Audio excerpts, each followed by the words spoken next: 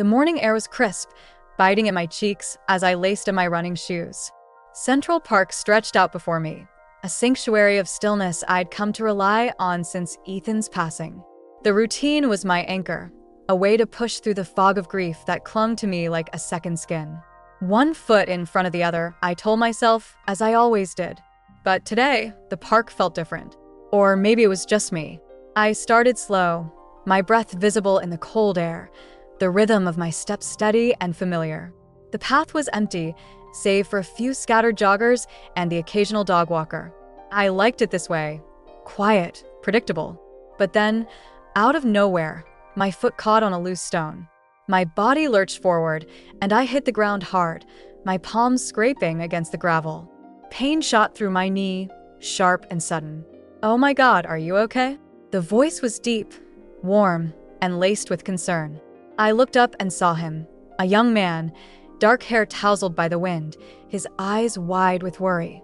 He was crouched beside me in an instant, his hand reaching out but hesitating, as if unsure whether to touch me. "I'm fine," I muttered, brushing the dirt off my hands and wincing as I tried to stand. My knee throbbed, and I faltered for a second.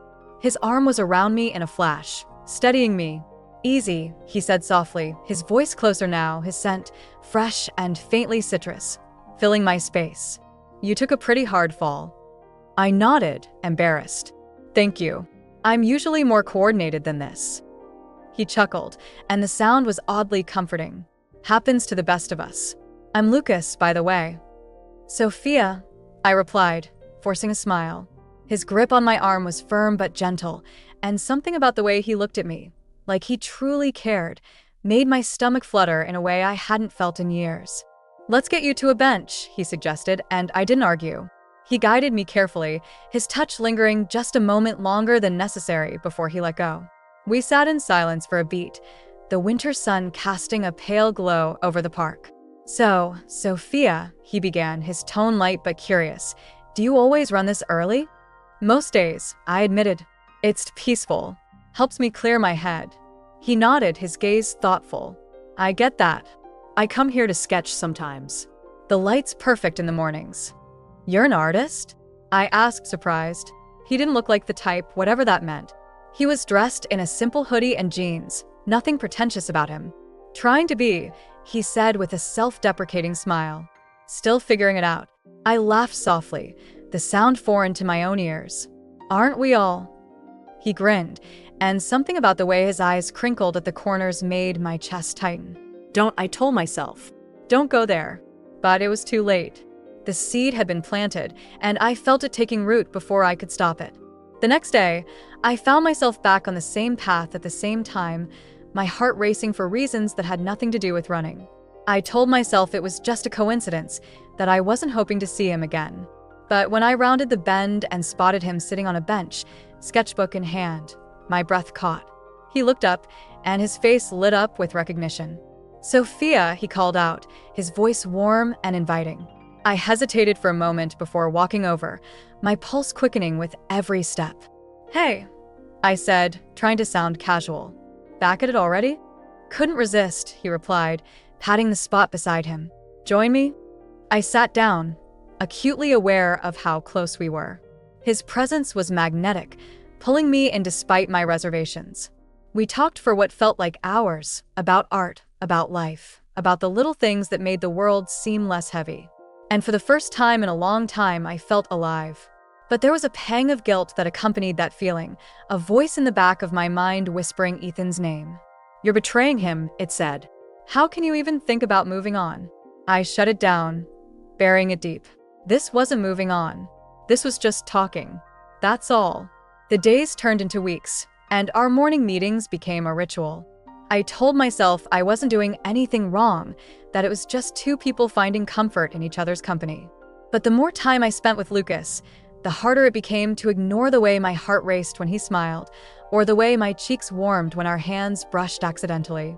"Sophia," he said one morning, his voice hesitant, "can I ask you something?" "Of course," I replied, though my stomach twisted with apprehension. He hesitated, his eyes searching mine. "You've been through a lot, haven't you?" I froze, the air suddenly thick with tension. "What do you mean?" I can see it, he said softly. In your eyes. You carry this weight, and I just want you to know that I'm here for you. For a moment, I was speechless. His words were a balm to the ache I'd been carrying, but they also terrified me. He sees too much, I thought. He sees the cracks in the armor I've built. Thank you, I whispered, my voice barely audible. That means more than you know. He reached out, his hand covering mine, and I didn't pull away. His touch was gentle, reassuring, and for the first time, I allowed myself to believe that maybe, just maybe, I could be happy again. But then, one morning, everything changed. We were sitting on our usual bench, the sun peeking through the trees, when his expression shifted. Sophia, he began, his voice strained, there's something I need to tell you. My heart sank, a cold dread settling in my chest. What is it? He took a deep breath, his gaze dropping to his hands. I've been lying to you. Not about everything, but I didn't just happen to be here that day. I saw you running, and you looked so alone. I thought maybe I could help, even if it was just by being here. The words hit me like a punch to the gut. Pity. That's all this had been. I felt the walls closing in, the fragile hope I'd allowed myself to feel shattering into a million pieces. So that's it? Asked, my voice trembling. You saw this lonely widow and thought, I'll fix her? No, he said quickly, his eyes pleading. It wasn't like that. I care about you, Sophia. More than I should, maybe. And I didn't know how else to be close to you. But it was too late. The damage was done. I need to go, I said, standing abruptly. Please let me explain, he said, reaching for me. But I stepped back, tears brimming in my eyes. Don't, I whispered. Just don't. I turned and walked away, his voice calling after me. But I didn't stop. The park, once my refuge, now felt like a trap. My mind raced, the weight of his words pressing down on me. How could I have let myself believe? I thought, the pain of betrayal cutting deeper than I expected.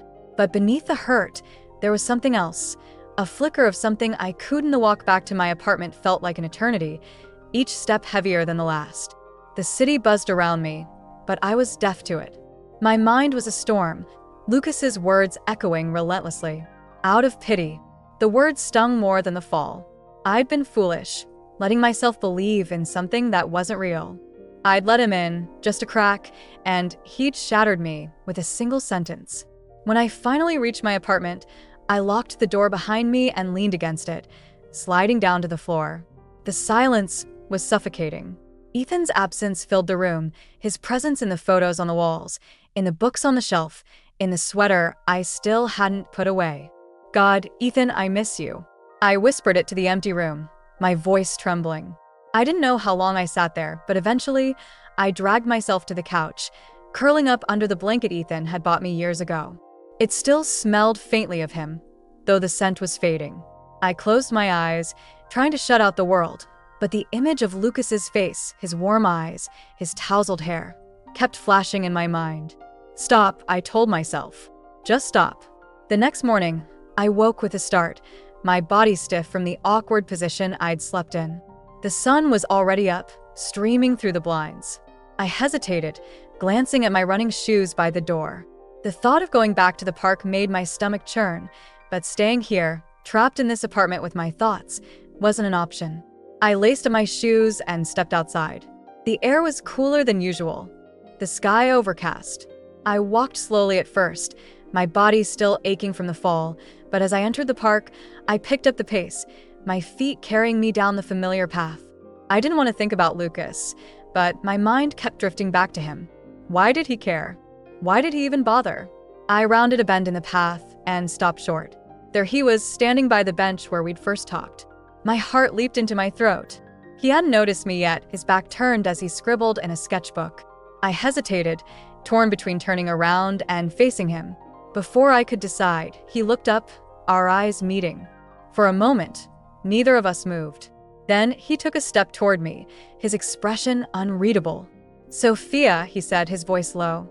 Lucas, I replied, my voice equally quiet. We stood there, the space between us heavy with unspoken words. Finally, he broke the silence. I didn't mean to hurt you, he said, his voice shaky. I I didn't know how to explain it. Explain what? I asked, my voice sharper than I intended. Why I approached you that day, he said, running a hand through his hair. It wasn't pity, Sophia. It was curiosity. You looked so lost, so alone. I just wanted to help. I stared at him, my heart pounding. You said it was out of pity. I panicked, he admitted, his eyes meeting mine. I didn't know how to tell you the truth. What truth? I asked, my voice barely above a whisper. He sighed, looking down at the ground. The truth is, I've been struggling too. I moved here to focus on my art, but it's been harder than I thought. I've been feeling so disconnected. When I saw you that day, I felt something. I don't know how to explain it, but it wasn't pity. It was connection. I felt my chest tighten, his words stirring something deep inside me.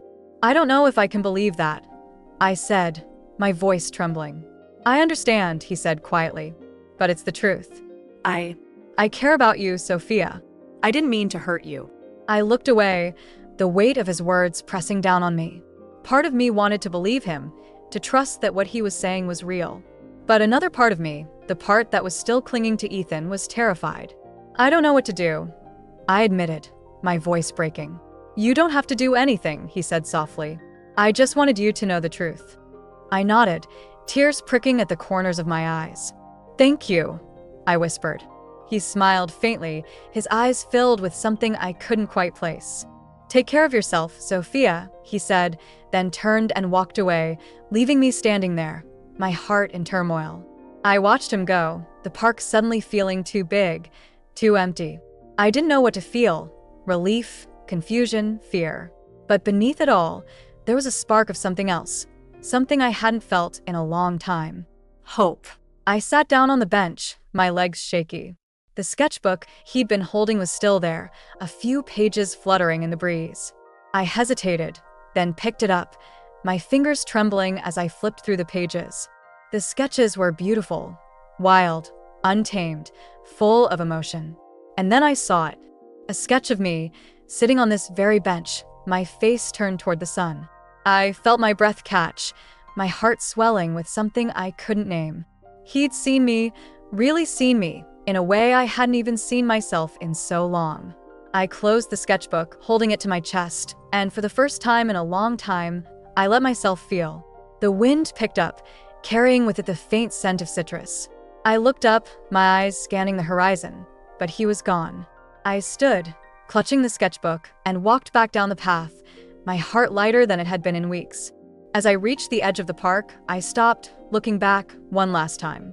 The sun was breaking through the clouds, casting a golden light over the trees. I felt a small smile tug at my lips, the first one in what felt like forever. Thank you, Lucas, I whispered, then turned and walked toward the city, ready to face whatever came next. The apartment welcomed me back with its familiar silence, but it didn't feel as oppressive as it had before. I set the sketchbook on the table, running my fingers over the cover. Thank you, I thought, not just to Lucas, but to Ethan too, for giving me the strength to keep going, even when it felt impossible. I poured myself a cup of tea, the warmth seeping into my hands as I sat down at the table. My eyes wandered to Ethan's sweater, still hanging on the back of the chair. I reached out, touching the fabric, the memory of him washing over me. I'll always love you, I whispered, my voice steady. But I think I'm ready to try again. The words hung in the air, fragile but true. I felt a weight lift off my chest, the heaviness of grief giving way to something lighter, something hopeful. The knock on the door startled me, pulling me from my thoughts. I set the tea down, frowning as I walked to the door. I wasn't expecting anyone. I opened the door, and there he was, Lucas, standing there with a hesitant smile, his hands shoved in his pockets. Hi, he said, his voice soft. Hi, I replied, my heart racing.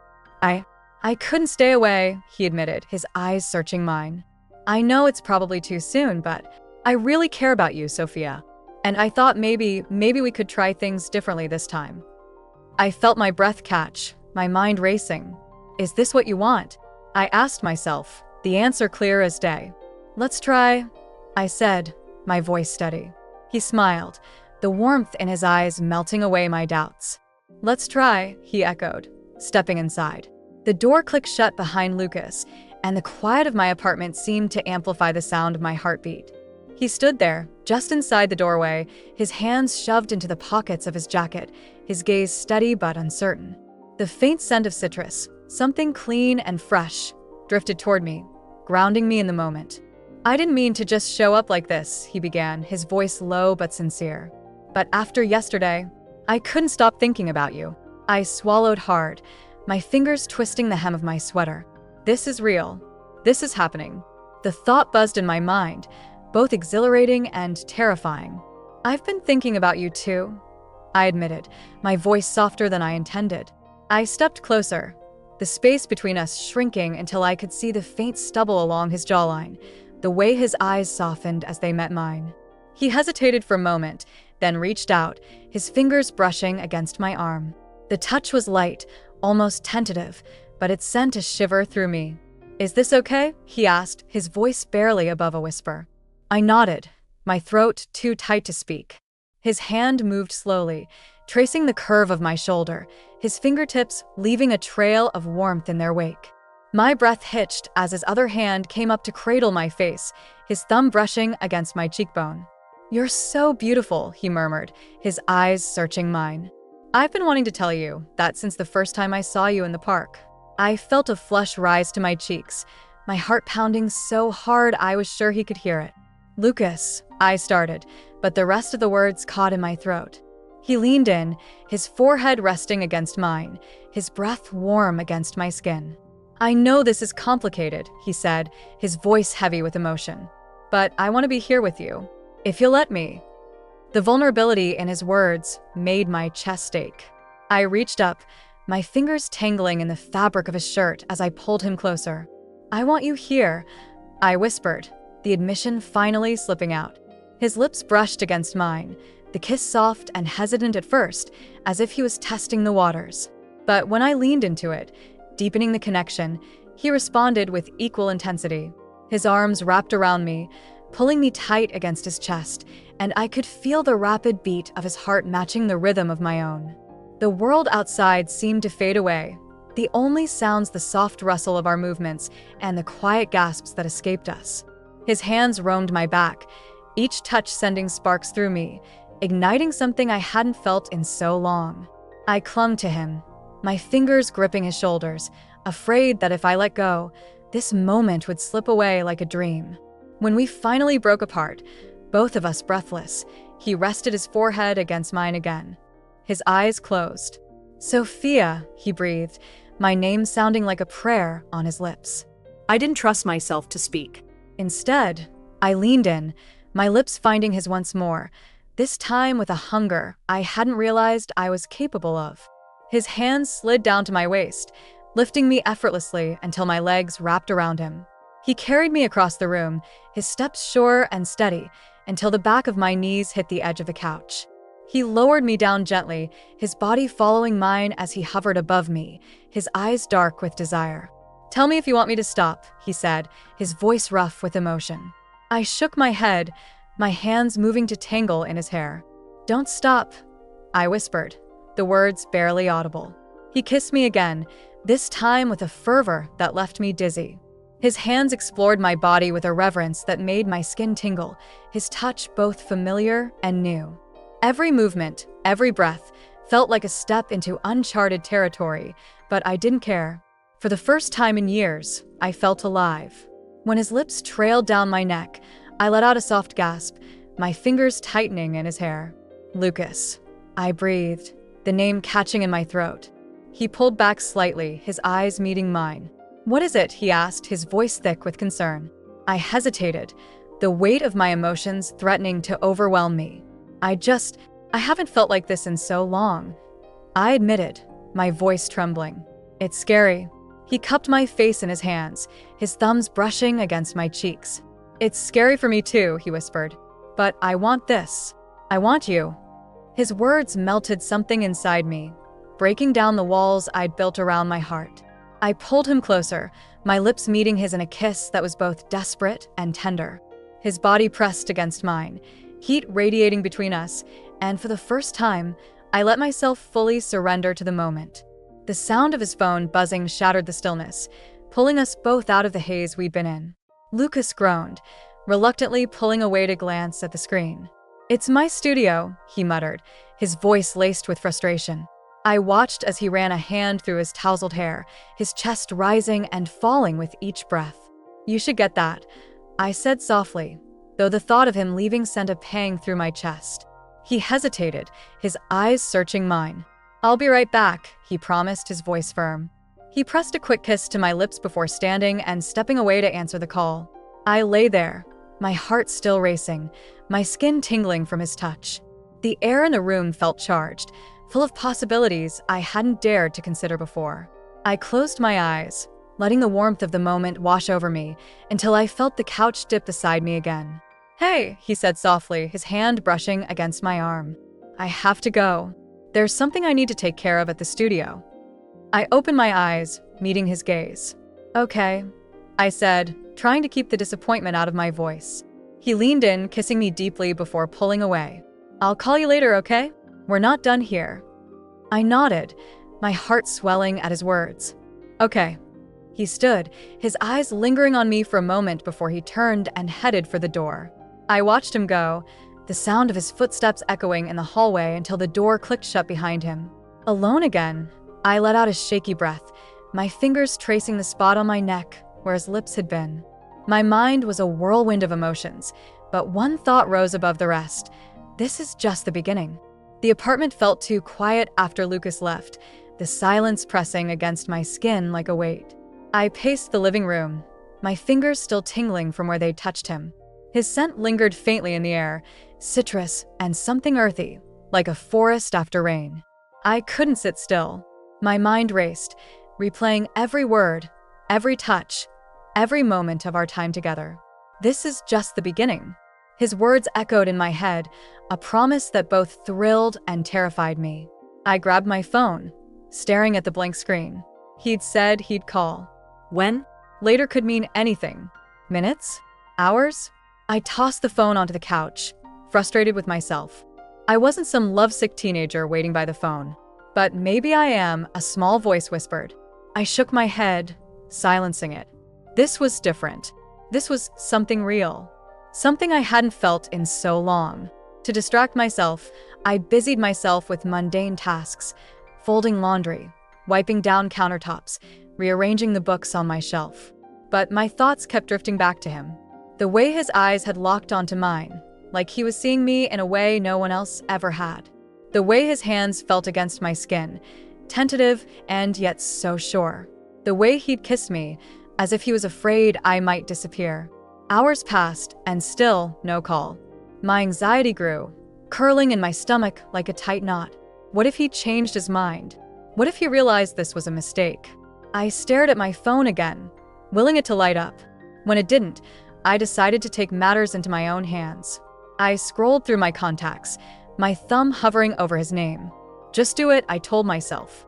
What's the worst that could happen? Before I could second-guess myself, I pressed the call button. The phone rang once, twice, 3 times. My heart hammered in my chest with each unanswered tone. On the 4th ring, he answered. "Sophia?" His voice was warm, almost relieved. "I was just about to call you. Were you?" I asked, trying to keep my tone light, though my voice betrayed a hint of nervousness. Yeah. "I've been thinking about you." The way he said it, low and intimate, sent a shiver down my spine. "How are you?" I hesitated, unsure how much to say. I'm okay. "Just a little restless." "Me too," he admitted. There was a pause, and I could hear the faint sound of something rustling in the background. "Listen, I know this is sudden, but would you want to meet up? Maybe tonight?" My breath caught in my throat. "Tonight?" Yeah. "There's this little cafe near my studio. It's quiet, cozy. I'd like to take you there."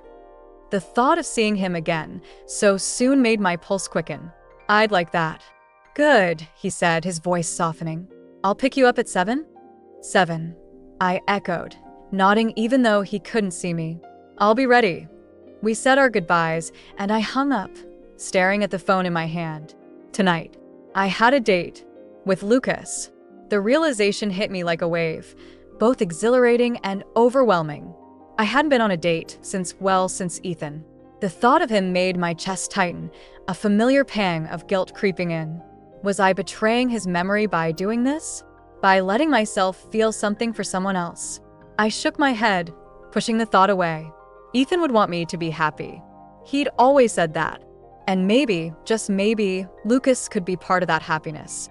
The hours leading up to 7 dragged on, each minute feeling like an eternity. I tried to keep myself busy, but my mind kept wandering back to him. What would tonight be like? Would it be awkward? Would the connection we'd felt earlier still be there? I didn't know what to expect, but I knew I wanted to find out. When the doorbell rang, I was ready, or at least as ready as I could be. I took a deep breath, smoothing down the front of my dress before opening the door. There he was, standing in the hallway, his dark hair slightly messy, his warm eyes meeting mine. "Hi," he said, a small smile playing at the corners of his lips. "Hi," I replied, my voice barely above a whisper.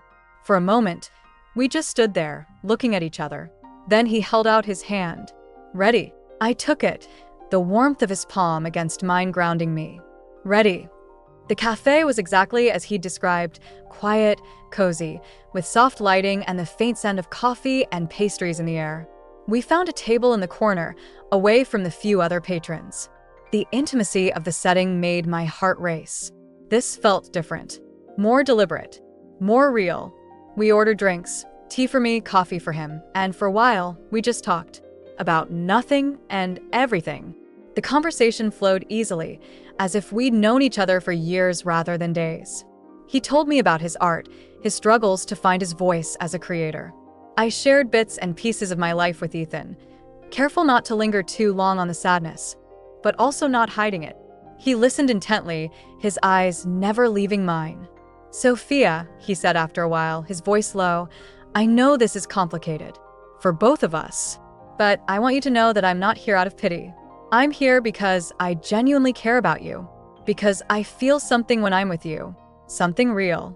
His words made my chest ache in the best way. "I feel it too," I admitted, my voice trembling slightly. "But it scares me." "It scares me too," he said, reaching across the table to take my hand. "But isn't that what makes it worth it? The fear? The uncertainty?" I looked down at our joined hands, his fingers intertwining with mine. "Maybe." He squeezed my hand gently. "We'll take it slow, okay? Whatever you're comfortable with." I nodded, grateful for his understanding. But even as I agreed, a part of me wanted to throw caution to the wind, to dive headfirst into whatever this was. The pull between us was undeniable, and I wasn't sure how much longer I could resist it. The conversation shifted after that, lighter, more playful. By the time we finished our drinks, I felt more at ease, more like myself than I had in a long time. When he walked me back to my apartment, I wasn't ready to say goodbye. Neither was he, apparently. "Can I come in?" he asked, his voice tentative, as if he was afraid I might say no. I hesitated for only a moment before nodding. "Yes." We stepped inside, the door closing behind us with a soft click. The air between us was charged, full of unspoken words and unfinished moments. He reached for me, his hands cupping my face, his eyes searching mine. "Sophia," he whispered, his voice rough with emotion. But before he could finish, I kissed him, cutting off his words with a hunger that surprised even me. His response was immediate, his arms wrapping around me, pulling me closer until there was no space between us. The kiss deepened, our bodies pressing together, the heat between us growing with each passing second. When we finally broke apart, both of us breathless, he rested his forehead against mine. "I wasn't ready to let you go," he admitted, his voice husky. "Neither was I whispered, my heart pounding in my chest. He smiled, a slow, warm smile that made my stomach flutter. "Then let's not."